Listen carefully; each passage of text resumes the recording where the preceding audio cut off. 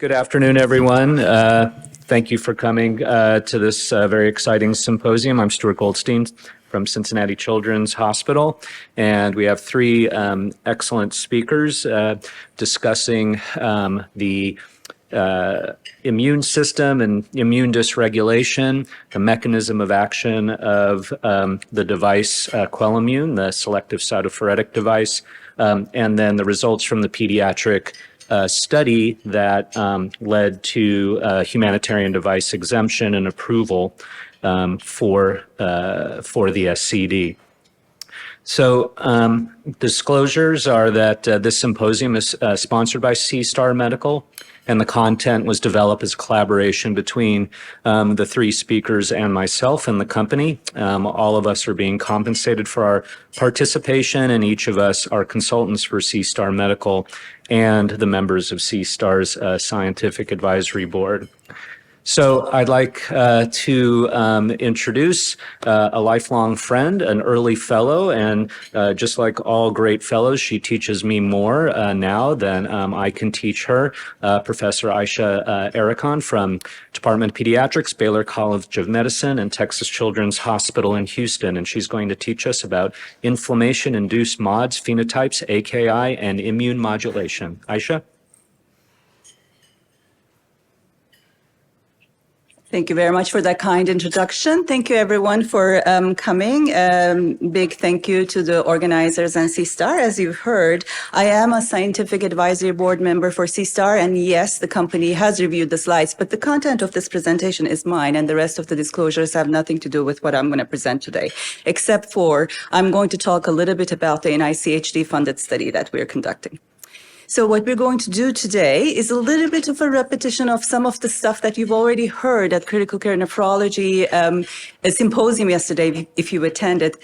It was fantastic, and some of this will be a repetition, and some of this will be hopefully an aha moment about introduction into some of this data in pediatrics for you, about the role of inflammation in multiple organ dysfunction MODS and AKI. And we're going to visit the rationale for immune phenotyping in MODS and focus on something that we as nephrologists, those of us who are nephrologists among us know a little bit maybe more about, thrombocytopenia-associated multiple organ failure, TMOF. And then we're going to review the rationale for why immune modulation could actually work in MODS in children, especially with highlighting extracorporeal therapies. So pediatric sepsis is a public health emergency. Between the cases of childhood sepsis and neonatal sepsis, 1.2 million cases of sepsis impact children per year. And these cases make up 4% of all hospitalized children, 8% of ICU patients. And the mortality varies very widely, from 4% all the way to 50%. And the higher end of mortality is made up of patients who are on organ support. And what we are beginning to understand more and more, as you know, is that not everyone behaves the same way in the ICU. And what kills children in the ICU from sepsis is multiple organ dysfunction. And multiple organ dysfunction is not the same pattern across the board. This is data that I'm going to show you from Sprout investigators, which was a cross-sectional point prevalence study for pediatric sepsis globally. And while the mortality was very low in patients who had no multiple organ failure, investigators looked back at the data set and defined new multiple organ failure or progressive multiple organ failure, denoted here in that light blue and the orange color, respectively. And what you're seeing is that both ICU and hospital mortality, ICU and hospital length of stay, and organ support-free days are worse in patients who have new multiple organ failure and in patients who have progressive organ failure. We inherently know this. If we can reverse organ failure early, then we can actually improve outcomes in patients. Well, we also know that we cannot really treat sepsis as just a pathogen infestation, because it is an interaction between the host and the and the pathogen, and it really is the interaction that causes organ dysfunction, which defines sepsis with the current criteria as a life-threatening organ dysfunction in the setting of an infection. But what really leads to organ dysfunction is probably not the pathogen itself, is the response of the host to the invading organism. So this is a very old slide. This version is borrowed from Mark Hall, who's one of my co-investigators at the NICHD-funded CAPCORN network. And we all have known for a long time that when body is injured or is under a threat, and the threat in this case, because we're talking about sepsis, is a pathogen, there is an inflammation response, which at the same time is accompanied by an anti-inflammatory response, which is sort of a compensation, and it is designated by the lighter red and lighter blue area in this big funnel-shaped curve. Normally, these should be self-limited. If the if the inflammation is resolving appropriately with both of the mechanisms working in opposite direction but in conjunction, then inflammation resolves, limiting propagation of organ failure. However, in some children, this compensation of anti-inflammation is exaggerated and it's pathologic. And they actually develop what's called immune paralysis. This is acquired. It's not necessarily a congenital immune dysfunction, and it could be reversible. But if it is not detected and reversed, then we have no way of detecting this clinically in current clinical practice, then it can definitely lead to prolonged organ dysfunction. Conversely, if the inflammation is not limited, then we can find ourselves in a situation where there's hyperinflammation, designated or marked by higher inflammatory markers in the serum. And then that also will propagate worsening organ dysfunction or sometimes new organ dysfunction. And sepsis is now the second leading cause of death, which is in itself a sad statistic, right? Because the leading cause is accidents and trauma and gun violence in U.S. children. And half the deaths occur from shock. But half the deaths in pediatric sepsis occur from purely understood multiple organ failure. And these happen later. And we treat shock based on its phenotype to the best of our ability, even though we are not really very good at that either. But now we also realize there's different phenotypes of multiple organ failure, multiple organ dysfunction in pediatric sepsis. We talked a little bit about thrombocytopenia-associated multiple organ failure. We're going to visit this in a little bit more detail. It is a form of acquired thrombotic microangiopathy. I talked a little bit about immune paralysis, which is an acquired and reversible immune deficiency paradigm. And then there is another type of organ failure that has been defined by leading investigators from Pittsburgh, Joe Carcillo and his group, sequential multiple organ failure, which is typically a viral primed lymphoproliferative disease that then leads to frequently hyperinflammation and liver dysfunction. And macrophage activating syndrome, which is a secondary type of HLH, can happen in any of these immune phenotypes. And there isn't really very easy clinically available tools to be able to differentiate these patients. You very rarely at the bedside as a treating clinician can tell one phenotype from another. I already told you immune paralysis is not impossible to be diagnosed with existing clinical methodology. And on top of which, there is a lot of overlap. But what we know is that patients who have any of these phenotypes of multiple organ failure have much worse outcomes, higher mortality, longer organ-free days, and worse outcomes in terms of resource utilization, longer ICU stay, longer hospital stay, more frequent readmission after discharge in those survivors. Interestingly, some of the readily available lab work that might point to an inflammatory signal is different between patients who have phenotype multiple organ failure versus no phenotype multiple organ failure. So taking you from left to right on this table, you're going to have the patients with single organ failure, then no confirmed phenotype, no phenotype multiple organ failure, then the total phenotype mods, then you have TAMOF, the sequential organ dysfunction, which is primarily marked by liver dysfunction, and then the immune paralysis associated mods. An inflammatory signature that is something that is available readily to all of us, ferritin, and CRP, which is a surrogate marker for IL-6 production, is actually markedly different in these patients who have phenotype mods and among the patients with different phenotypes.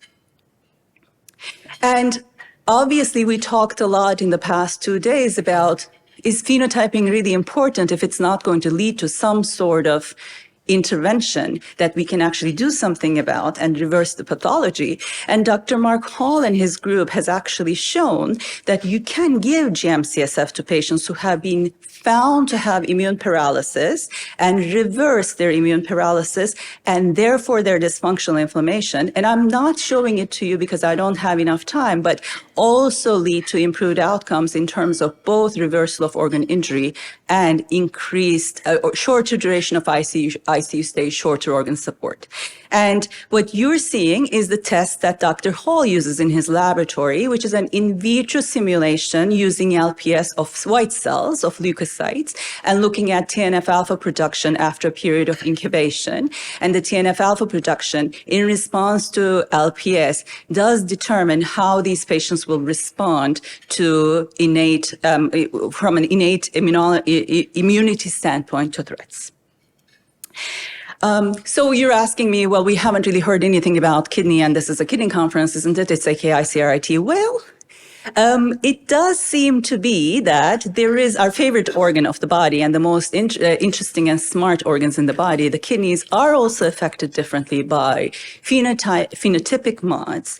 And we don't really have granular data to use the gold standard AKI staging system, KDIGO, but we're looking at the most severe AKI, dialysis-treated AKI, AKI-D, and patients with phenotypic mods have more AKI compared to the single organ failure or non-phenotypic mods patients. And you'll see in TAMOF, AKI-D is almost universal. Almost 100% of these patients are on CRRT. And that makes a lot of sense to those of us who practice in this area because TAMOF is an acquired ADAMTS13 deficiency. And ADAMTS13 is a cleavage enzyme that is necessary to break down ultra-large von Willebrand factor in order to prevent them from clogging the microcirculation. It usually presents as purpura, but the typical diagnosis is new onset thrombocytopenia with 2 organ dysfunctions. And we actually will draw parallels from nephrology with this, from HUS, right? It's a very similar phenomenon because it's another type of TMA. And HUS we now treat with, especially severe cases, eculizumab. And TAMOF can be treated with plasma exchange because you can remove the ultra-large von Willebrand factor and deplete ADAMTS13. Not everyone can measure ADAMTS13 in their laboratory. Even in my state-of-the-art quaternary ICU, I don't have ADAMTS13 that is available to me with a realistic turnaround time. It takes days. So we don't really have the ability to be able to confirm the phenotype of TAMOF at the patient's bedside. Well, let's backtrack a little bit and talk a bit, or take a step back and talk about sepsis and AKI in general and pivot just a little bit. So we all know sepsis is the most common reason for AKI in adults, but it is the same in children. It is the most common reason for AKI in children. And we know preciously little about the pathophysiology of sepsis AKI. We have shown Dr. Goldstein's, under Dr. Goldstein's leadership with the AWARE data, which was one of the largest pediatric critical care trials in 500 heterogeneous ICU patients. AKI is much more common in patients with sepsis, and renal replacement therapy and severe AKI is much more frequent in those with septic AKI. And we all know that AKI has long-term adverse consequences, right? CKD, hypertension, albuminuria, reduced life expectancy. But in children, specifically septic AKI, leads to a global dysfunction. They have new morbidity, new disability, reduced quality of life, and reduced functional state if they survive a single sepsis AKI event. They don't even have to be dialyzed. And we know that with the new data that coming from the WEROC registry, that patients who require CRRT, renal replacement therapy in the ICU, tend to do much better in terms of their long-term kidney outcomes if they actually can liberate from renal replacement therapy early. What does liberating from renal replacement therapy early mean? It means early reversal of kidney function. So those who have earlier reversal of their kidney dysfunction actually tend to do much better in the midterm to long run. What can we do about it? Currently, not much, right? So these are the KDIGO criteria, which might or might not change with the new iteration of the KDIGO guidelines. KDIGO says discontinue all nephrotoxic agents, ensure volume status and perfusion pressure, consider functional hemodynamic monitoring. I'll put it to you that we have no idea what hemodynamic parameters we should target in pediatrics. There wasn't even consensus among surviving sepsis campaign guideline writers when they talked about pediatric guidelines, because nobody could agree whether it should be a systolic blood pressure, diastolic blood pressure, or a mean arterial pressure. Some experts target 5th percentile, some experts target 50th percentile, some experts target higher. Yet, I think if you asked 100 pediatric intensivists, not critical care nephrologists, pediatric intensivists, what's the etiology of sepsis-associated AKI? They'll tell you, oh, it's hypotension ATN. Is it? This is our data. It's unpublished. Nobody's taking pictures, but I would appreciate it if you don't. So from left to right, what you're seeing is no AKI, any AKI, mild AKI and severe AKI in patients with severe sepsis. And this is the burden of hypertension with mean arterial pressure threshold. So that tealish color is less than 5th percentile, the light blue is less than 10th percentile, and the dark blue is less than 25th percentile. So what I'm showing you is whichever definition of hypertension you take, there's a whole bunch of patients who are hypotensive, yet they have no AKI. And there's a bunch of patients who are not hypotensive, who clearly have AKI. And here is zooming in on one single patient's hemodynamic profile. Time 0 is when sepsis is defined or recognized. That blue line you see is the percentile for mean arterial pressure. As you see, the patient starts somewhere around 50th percentile, which is normal. And then they dip a little bit, but something must have triggered the clinical group, the clinical team, because they've started vasoactives that you see under the brown area under the curve. And then the blood pressure normalizes.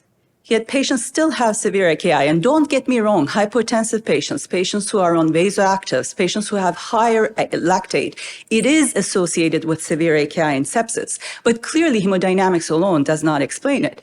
This actually is corroborated by data from CHOP from Dr. Fitzgerald's group. She also showed even as deep hypotension as less than the 1st percentile for systolic blood pressure, 50% get AKI, 50% don't. Well, is there other mechanisms? We've long known that coagulation goes hand in hand with inflammation, and patients who have dysfunctional coagulation or disseminated intravascular coagulopathy, DIC, tend to have worse outcomes. And in our data set in severe AKI, DIC presence predicted AKI with adjusted odds after adjusting for severity of illness, mechanical ventilation, and vasoactive support. Makes sense. It's not very well investigated in pediatric cohorts. But it parallels a very cool data set that was put out by European Mars Consortium investigators looking at heterogeneous sepsis.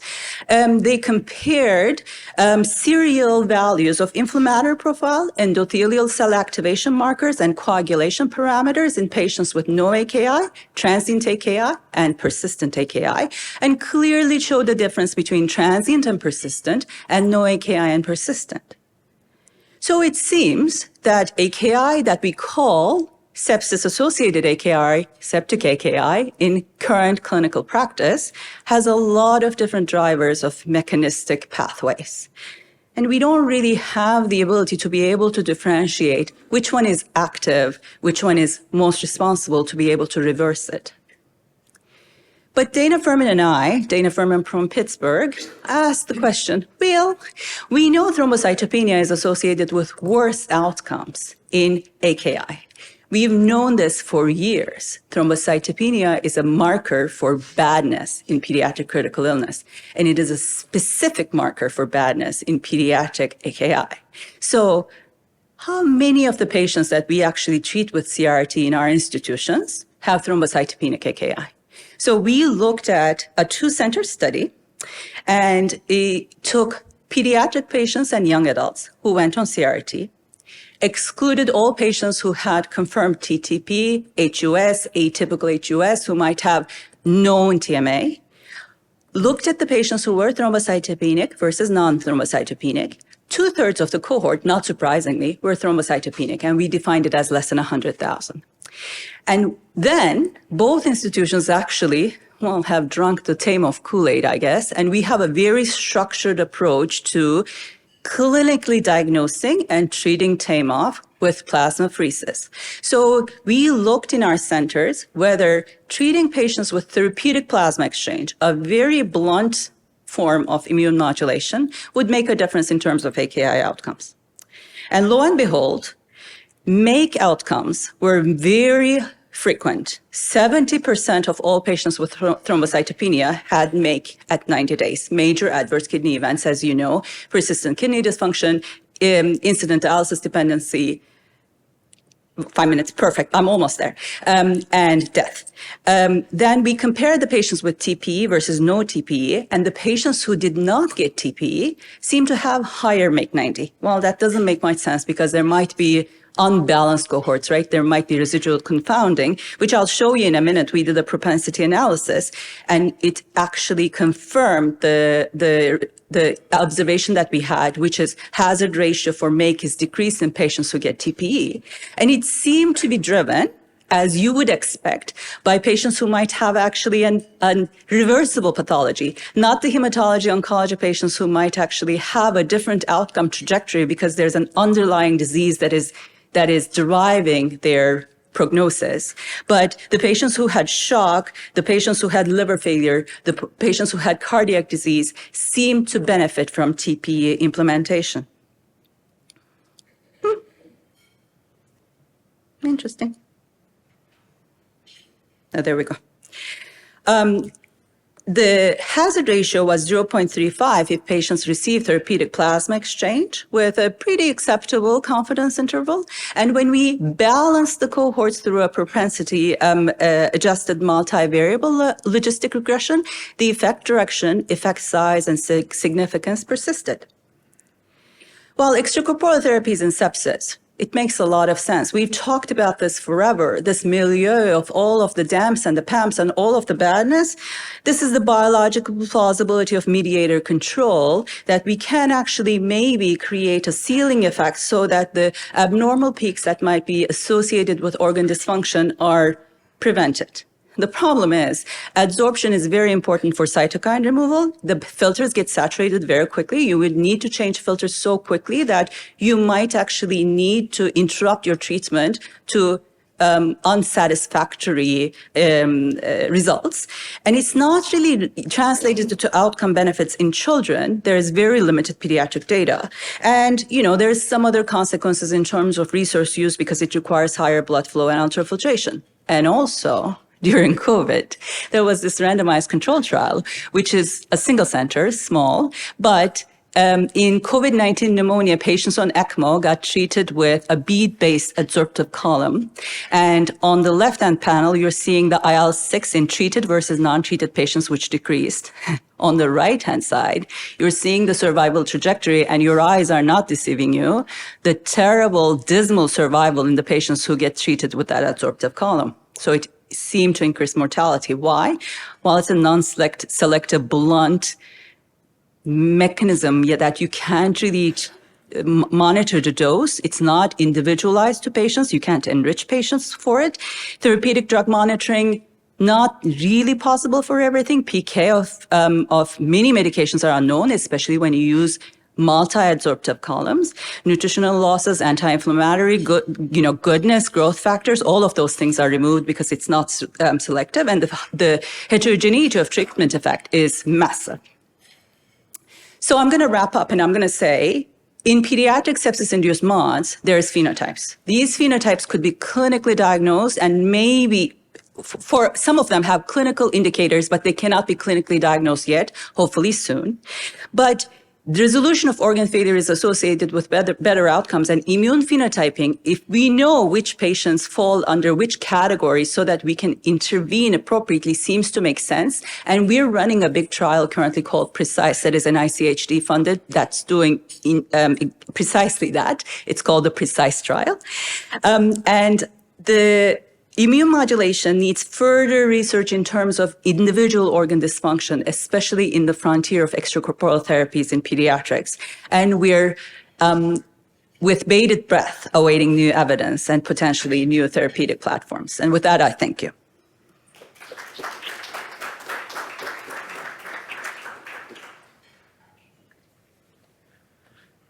Thanks so much, Dr. Ericon. And so really set the stage for us, and we'll set the stage for another good friend, former fellow, Dr. David Ashkenazi, professor of pediatrics at the University of Alabama and Alabama Children's. And so he'll talk about the device of the day, the selective cytopheretic device, and how it may be an option for immunomodulation. Thanks, David. Thank you, Stu, and thanks for all the people from CSTAR for putting on this platform today and inviting me to be part of it. So what I'm going to talk about a little bit is something that, some background, things acute kidney failure arises from tubular necrosis requiring dialysis therapy. And those patients that require therapy have a very poor outcome with rates of up to or higher than 50%, depending on how you look at them. There hasn't not been any therapeutic advancements in the last 2 to 3 decades. Patients die with totally normal electrolytes, which is one of our goals, and but they die with multi-organ failure. And the improvements in how we approach dialysis with early initiation studies, high intensity studies, have not proven to really impact clinical outcomes.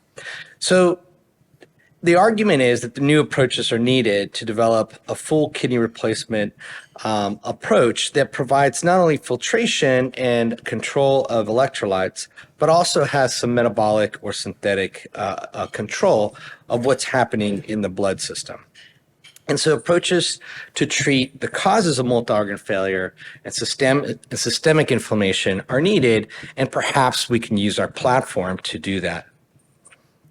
So the story of the selective cytopheresis device starts with David Humes, who in his lab looked at the possibility of not only filtration, but having synthetic function as part of the story when it comes to purification of the blood system. And his idea was, can he put live tubular cells into a membrane that would allow not only filtration, but also the synthetic function that our kidneys do. And so the idea being that the filters, like the glomerulus, and then some other column that has tubular cells connect as the tubule cells that not only absorb sodium, for example, but they also have a role in the immunomodulation of cytokines, inflammatory cells, et cetera. So that worked very nicely in the lab, and when it was brought to the bedside, a phase 2 randomized clinical trial showed here the differences between survival in those that had an RAD, the renal assist device versus placebo, and so it looked like this was a possible effect.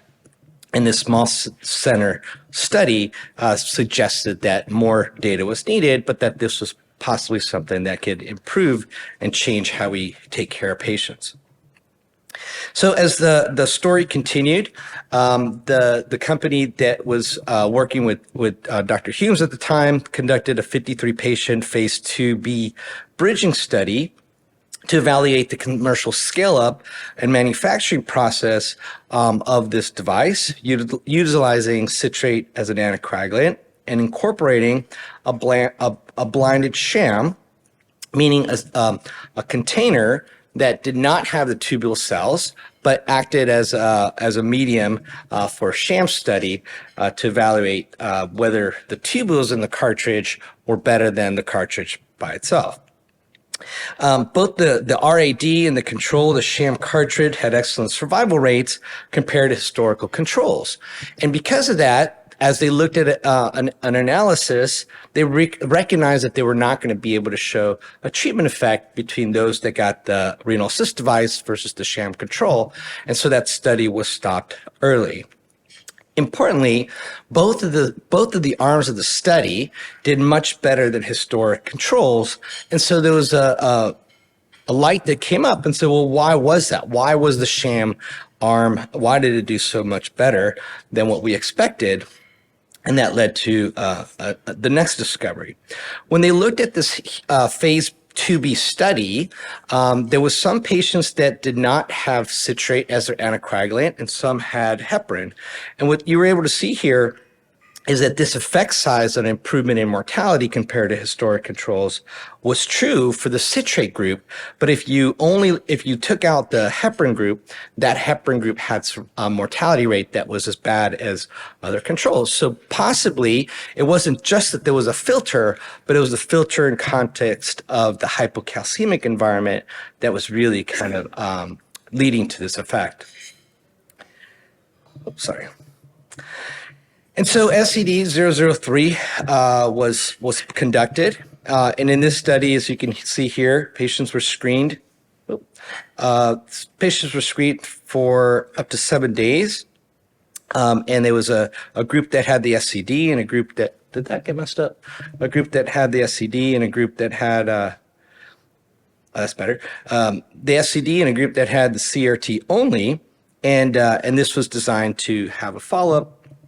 And the primary endpoints that were looked at was all-cause mortality at 90 days. And you can see here the secondary endpoints, which included mortality at 28 days and other factors, as you see here. So as the study was being conducted, unfortunately, there was a very big issue with conducting the study in that there was a national calcium shortage. And so some of the sites that were conducting the study were unable to really do a part of the job that was required is to keep the calcium under good control. And so SCD-02 was had targeted 344 patients across 21 U.S. centers.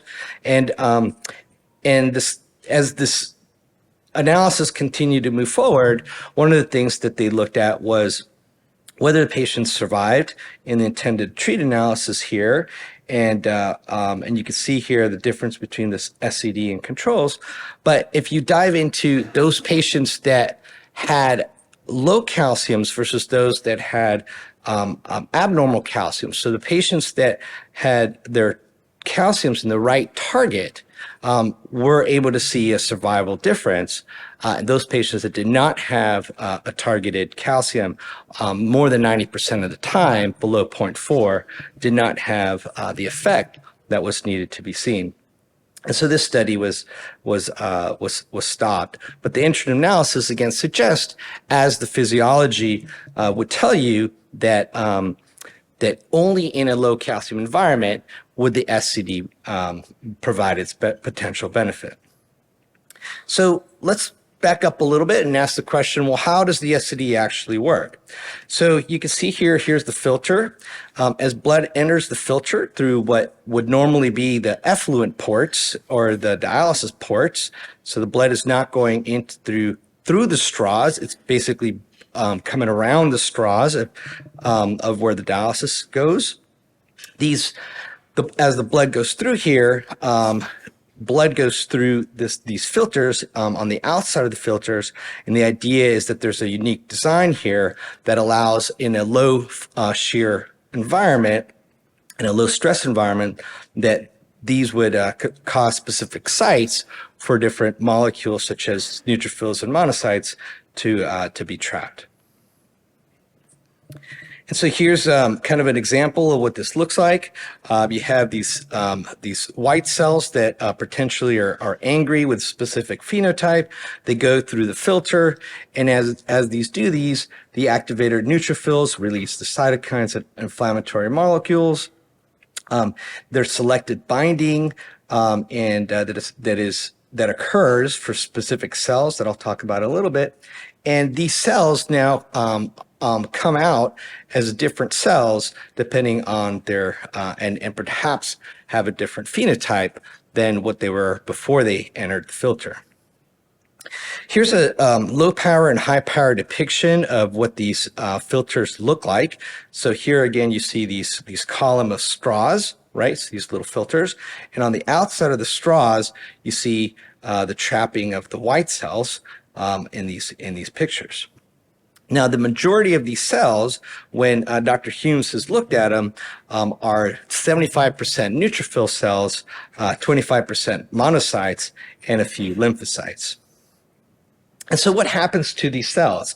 So once they bind, what ends up happening in the low calcium environment? Well, for the neutrophils, they become apoptotic. They're released from the membranes, and they're slowly absorbed and cleared by phagocytes in the bone marrow, in the liver and spleen. The monocytes have a slightly different property. They actually shift their properties from a pro-inflammatory cell to a more reparative phenotype in different models that have been conducted. Here's what it looks like in real life. So here you have a patient who's getting citrate regional anticoagulation with CRRT. So blood comes out, it goes through the filter, and then it comes back to the patient. Before it comes back to the patient receives calcium. So that's standard of care renal replacement therapy. Adding the SCD is simply putting in a filter between the hemofilter and the patient. It is relatively very simple to do. In our program, we've done it on 2 patients, somewhere on the order of 15 different circuits. We had no challenges to do it. It takes somewhere about 3 to 5 minutes to put this filter on. We can put the filter on as a new circuit, and then we also have a protocol. So if you have a running circuit, you pause the circuit, change out the filter, and then keep going. Now, what's currently happening is there's the Neutralize study design. It's a randomized clinical trial that's being conducted in adults. And as you can see here, there's plans for follow-up, and I believe at this point there is somewhere around 50 patients that have been enrolled, and I believe there's somewhere around 15 to 20 sites that are enrolling patients, and we eagerly await the results of this randomized clinical trial. So with that, I'll stop, and I'll hand it back to you.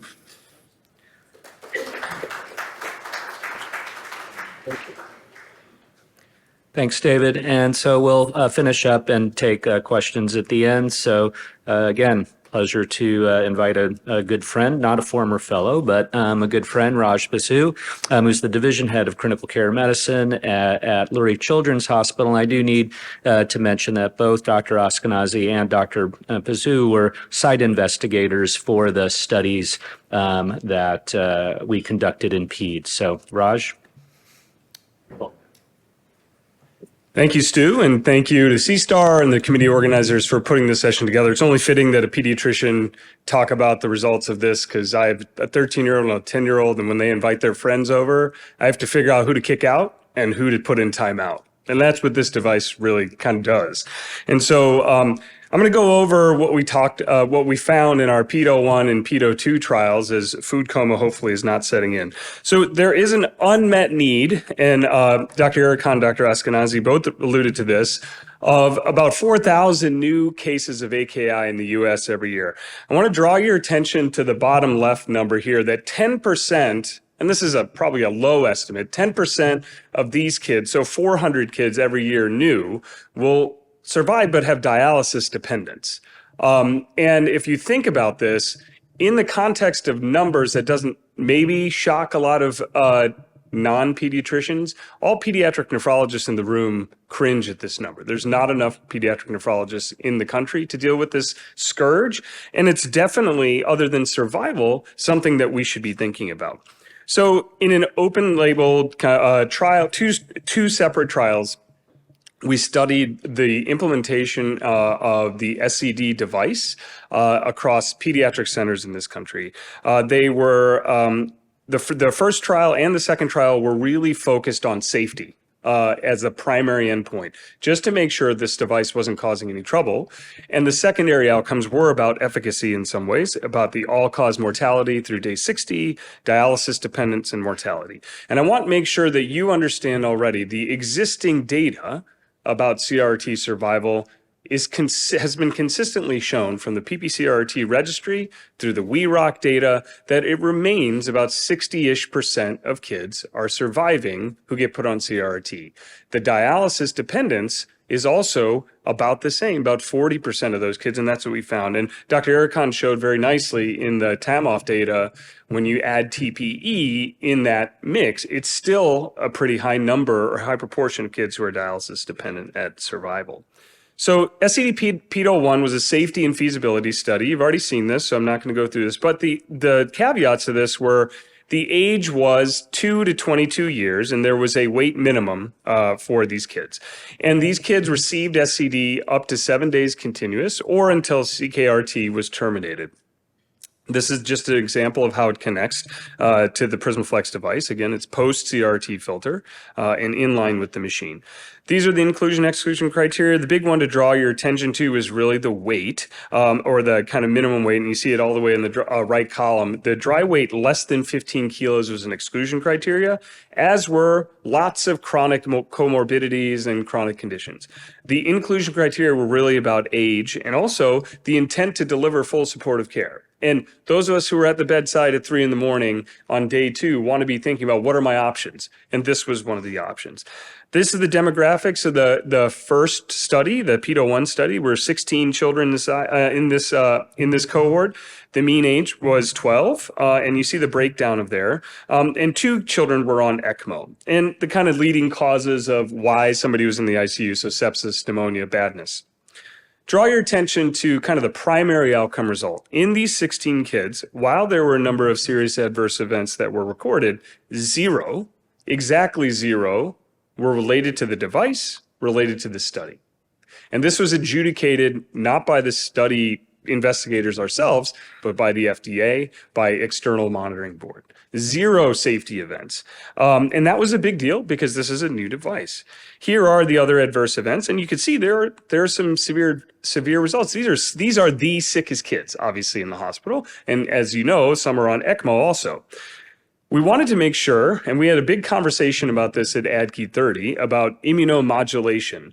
Well, what we want to make sure that everyone realizes is that while these kids have a inflammatory phenotype that's dysregulated, this is an immunomodulatory system. It is not immunodepleting. And you can see in this situation, these are all the patients, and what you're looking at are the aggregate median white blood cell count and the platelet count. That is to say that it doesn't drop anything. It doesn't reduce the overall circulating white blood cell count. It doesn't make it go up. It doesn't go down. It doesn't change it at all. It modulates the neutrophils. It modulates the lymphocytes. What were the major secondary outcomes? Take a look at this. Overall survival to the end of SCD therapy was 15 out of 16. That one child who died was mine, in my hands. I can say for very number of clear reasons, it was not related to the device, but I watched it happen in front of me. So, but the other 15 all survived. Look at the day 60 survival with renal recovery, 12 out of 12. So all 12 kids, and the other kids who died were on, 2 of them were on ECMO, and then one ended up needing ECMO, who ended up dying. But the 12 out of 12 who had, at day 60, who survived, were all dialysis independent at day 60. So the PED-01 concluded, this is the first experience with this. It was safe. It was a high level of safety with no device-related SAEs. And though the study was not powered to make any efficacy claims, right? I said that the primary outcome was safety. There was a 75% survival rate and a complete renal recovery rate, which suggested to us a favorable risk profile. So this data was then was used as the foundation for the humanitarian device exemption that was submitted to the FDA in June of 22. And then we moved on. the pedo-2 data, which had some overlap in the timing, but this was, again, open label. This expanded the study to the smaller patients. Same setup. Here are the demographics. There were 6 patients in here, but you'll see the big difference in age and weight. So remember that the age for SCD pedo 1 was about 12, and the median weight was about 50. This is 13 kilos. Same kind of reasons that people, kids were put into this study and put on SCD, and almost nearly the same outcome. 0 safety-related events. No, related to the device itself, and 0 unanticipated adverse device effects.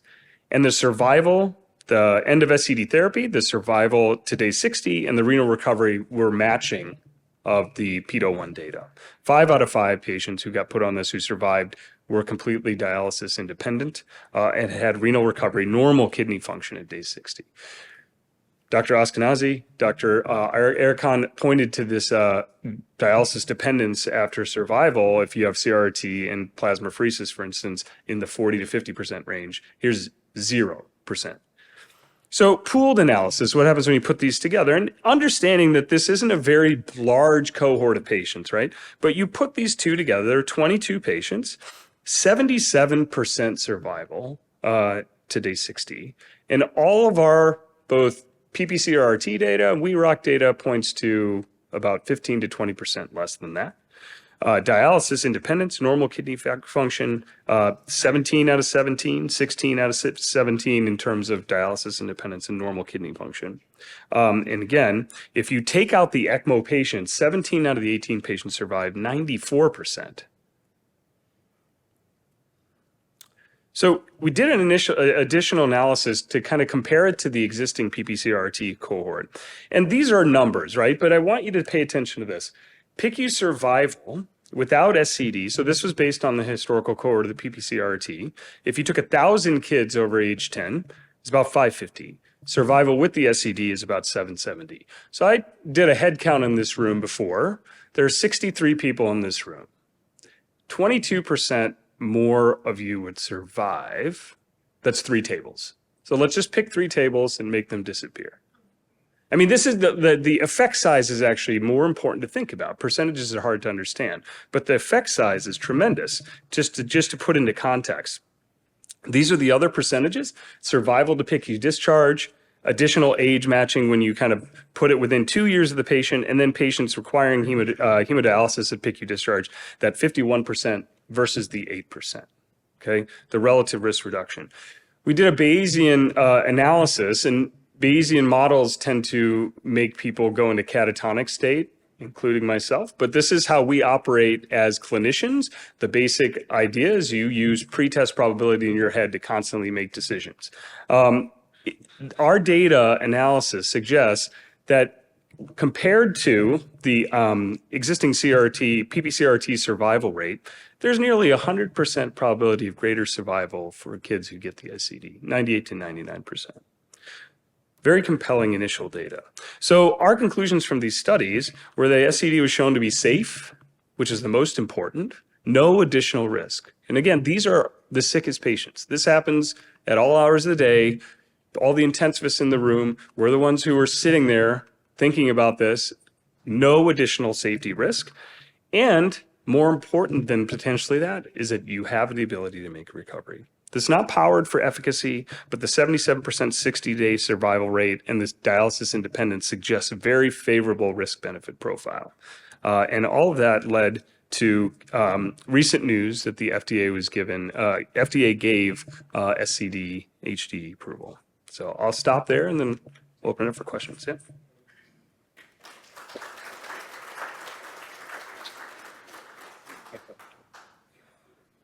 Great. So before we take some questions, just to give people an understanding of what an HDE process is.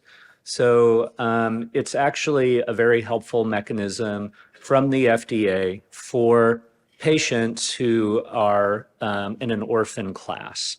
And when we started this, you had to have fewer than 4,000 patients, and now it's 8,000 patients per year in the United States treated with that device or with CRRT with the indication. And so the indication will be patients who are receiving CRRT as part of standard of care, who have acute kidney injury and have sepsis or suspected sepsis who are on an antibiotic. So a little bit different than what SCP-01 and 02 were.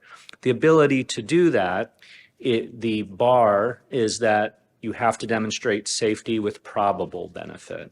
We'll never have a massive randomized controlled trial, but we're also obligated to continue to report back to the FDA every patient that is treated with the device, and it is under IRB oversight, and there can be no off-label use. So, but this was huge for children, and really appreciate the willful and the willpower of all of the investigators and of CSTAR and of Dr. Humes to make sure that we're able to get this to children. So this is really a remarkable event. So be happy to take any questions and invite the speakers back up here. Thanks. Are there any questions? Just a quick clarification. Thank you very much for all the speakers for wonderful presentations. For the Neutralize AKI study, we have enrolled 21 subjects to date, 5 activated sites. We have another 15 to 20 that are going to be activated very soon. So I just wanted to clarify for Great. And since this is a webcast. right. And okay, just to make sure, Neutralize AKI has currently enrolled 21 patients, 5 sites are active, 15 are getting up and running. That's from Dr. Chung, the CMO of CSTAR. Great. Does anybody have any questions?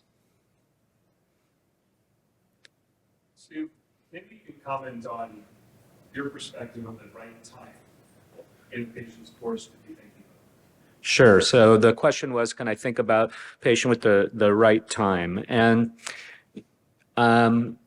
since there really are no device-related adverse events that we've seen, and the patient is already on CRRT as part of standard of care, and these are patients who have sepsis on antibiotics, or you believe they have sepsis, I believe there's no reason to wait. The study required in one of them that we get the SCD on within 12 hours, and that would seem to be pretty reasonable. I think that when, it's also when are you putting the patient on in the middle of the night, and do you have the right people who know how to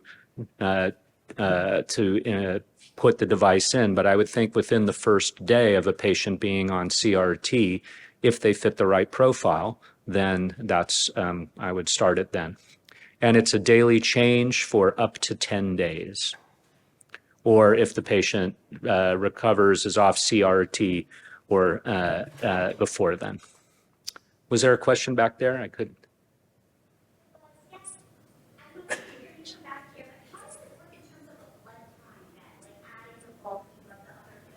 Yeah, so that's great. So the question was, how does this work in terms of a blood prime? So we had very strict criteria for blood priming for the smaller kids. So in PED-01, if the patients were under 28 kilos, there was a sequential blood prime. And if they were under 24 kilos, then there was a concomitant blood prime. And then, of course, in PED-02, they're blood primed at the same time, and that'll be all spelled out in the protocol.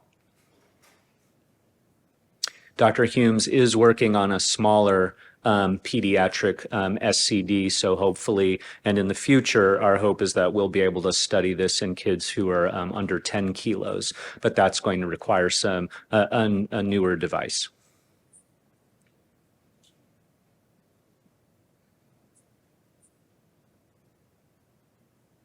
This may be a naive question.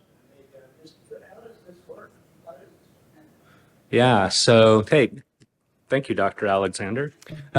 So the question is, how does it work? Well, what seems to happen in the low calcium environment is that because it's the most lipophilic component of the on the outside of the fiber, I can't tell you the exact mechanism as why the blood cells change from a more active phenotype to a less active phenotype, but clearly there is something about citrate that is enabling this as well. There were early data suggesting patients who were treated with citrate anticoagulation did better than patients with heparin.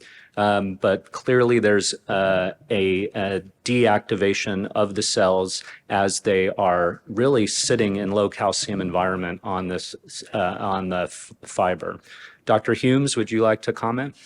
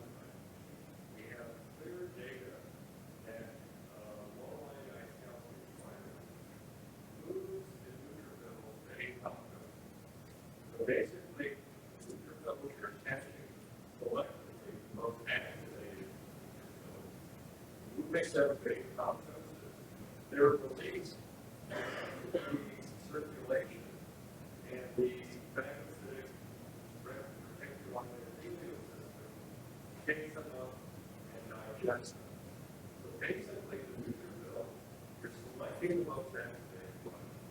You're basically moving them to apoptosis and getting rid of them. So they are going back to the bone marrow. They're telling their colleagues who are ready to be released because of the hyperinflammatory state. Battle is over, war is over, you don't have to be released. Basically over a series of several hours, a few days, you're able to modulate the neutrophil activation cells that are circulating. With the monocytes, it's a little bit more complex.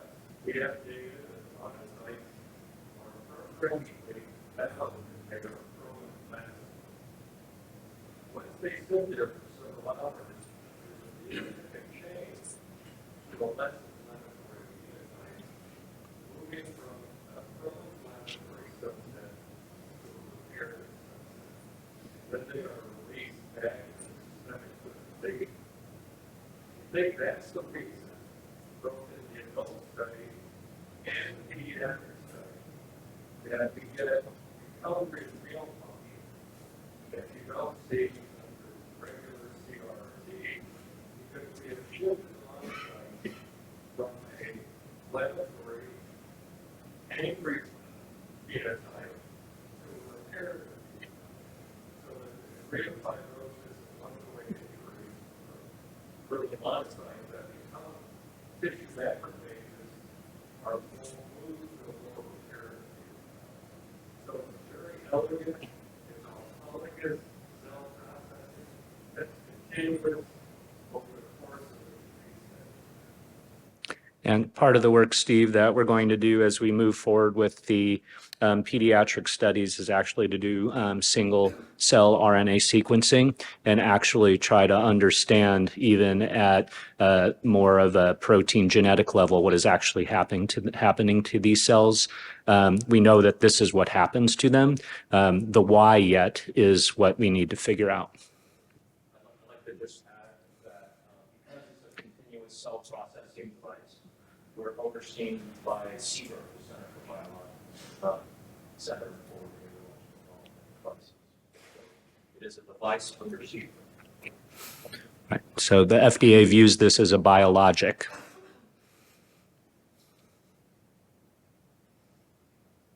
Yes. Yeah, so you have to change it every day. So yeah, it's a daily change, and it'll be up for 10 days now. Now all these patients go on in the middle of the night, so you don't have to change it at 2:30 a.m. every day. So you can change it on the second day during daylight hours, and then it's to be changed every 24 hours. And you do not have to change your CRT circuit. You can pause the CRT circuit if you're say in your 3-day window, and you can just plug it back in.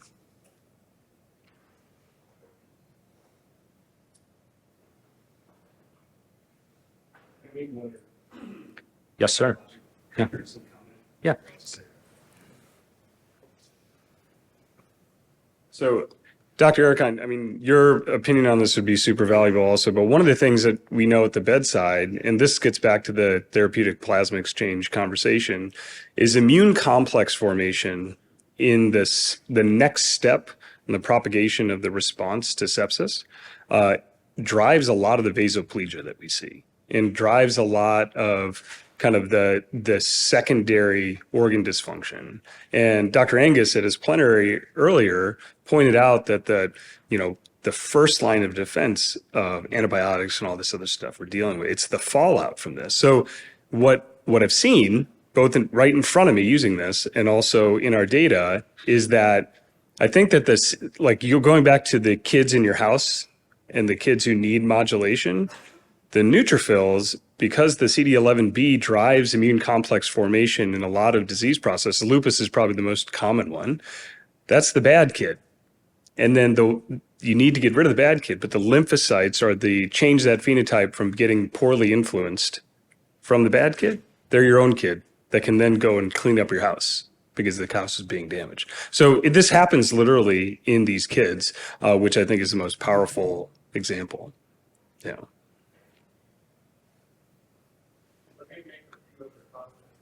You're at the bedside and you use this device, there's a subset very important. Most of the patients that we treated in this study will study and pre-working study. And we get free off CRRT, mechanically ventilated, they're on stress. What happens is that you get tempered down in inflammatory state, especially the neutrophils that are interacting with the capillary the capillary leak of hyperinflammation begins to be tempered down. What happens the first thing we see in the first 24 hours is a reduction of vasopressin because you're not feeding plasma water into the interstitium. And that starts to improve. The second thing you see is a selective reduction of the mechanical ventilatory setting. There's a better oxidation without mechanical support. That happens in 24 to 48 hours. And on day 3, you can see an increase in your output and its ability to net F5 removal with CRRT from 5 to 10 mLs per hour. The adults you can go 100 to 120 months per hour. So you can see the recovery on a systematic basis. Cardiovascular, followed by respiratory, followed by activity. So it's a consistent theme of we see as we attack the device. Yeah, I'll point you to one of the case reports. It was published in Pediatric Nephrology of a child who had HLH and was one of the most inflamed children I've ever seen in 25 years, had a lactate of 24 on CRT for 2 days, and incredibly high CRPs and ferritins. And other biological markers of inflammation that we studied later. And that patient's lactate started to come down immediately. And that patient who should not have survived was off CRT in 4 days, ultimately was able to get to bone marrow. But if you want to look at the profile of what typically happens, I put you to that paper because you can see very sequentially what happened once we added the selective cytopheretic device to CRT.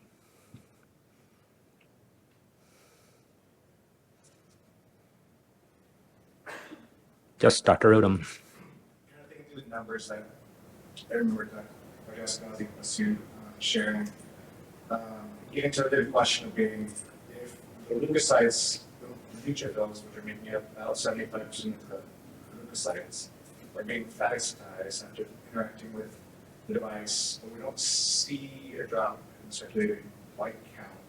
Do we have an explanation for why that is? Why we maintain the white count despite phagocytizing all our neutrophils? I would leave that up to Dr. Ericon or Bazoo to answer for me. I'm not a white cell biologist, so. And I don't have first-hand experience. I wasn't part of the investigator, so I will defer to the information. Yeah, I mean, it's just the proportionality. So the neutrophil lymphocyte ratio changes. So, you go from, any of us who look at a CDC would say, the first thing our eyeballs are drawn to is, oh my God, the percentage of neutrophils is a gajillion, and this kid must be in trouble. But what I've seen is that NLR, that ratio, kind of levels off. The overall number doesn't change. Sometimes it stays very high. It's just that the overall number changes. So the lymphocytes end up being more of the predominant population, not just lymphocytes, but also the reparative phenotype. The lymphocytes get programmed into.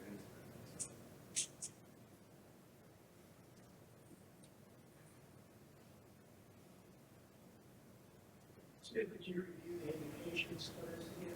Yes, so the indication for use will be for children 10 kilos and above who are receiving CRRT as part of standard of care for the treatment of acute kidney injury, who also have sepsis or suspected sepsis and are receiving an antibiotic.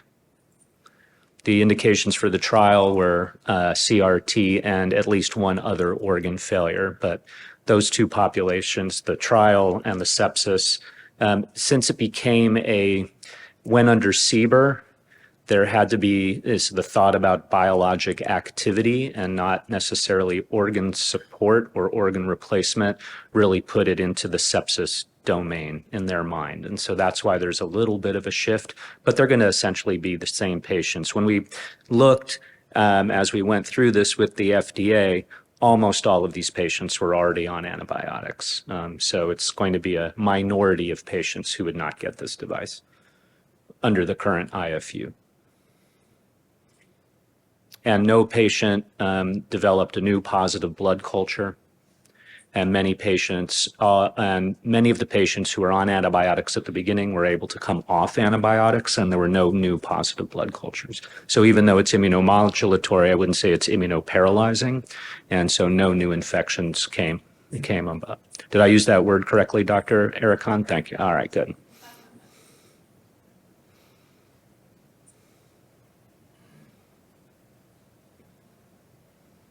Yep. If you're going to use the device for 10 days, theoretically they need to be on antibiotics to do 10 days. Otherwise, you're going to force sugar. That's a good question, Kevin. I don't remember if they have to stay on antibiotics because I haven't actually seen the complete packet. Presumably, I mean, if you're continuing SCD therapy, the child is still sick. So I can't remember the last time I discontinued antibiotics in a sick patient. So yes. But in terms of requirements, I mean, that's what the label says. So you have to Yeah. continue to be on antibiotics. Then you can stop whenever. Correct. If they get better and they don't need antibiotics, we could probably stop the SCD therapy. Yeah, once they don't need CRT anymore, then.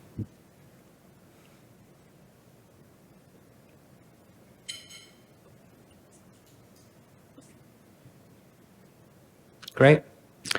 All right. Well, if you have other logistical questions, everyone from C-STAR's around. If you want to pick Dr. Humes' brain, please go ahead and pick Dr. Humes' brain. But thanks to everybody, and thanks to C-STAR for organizing.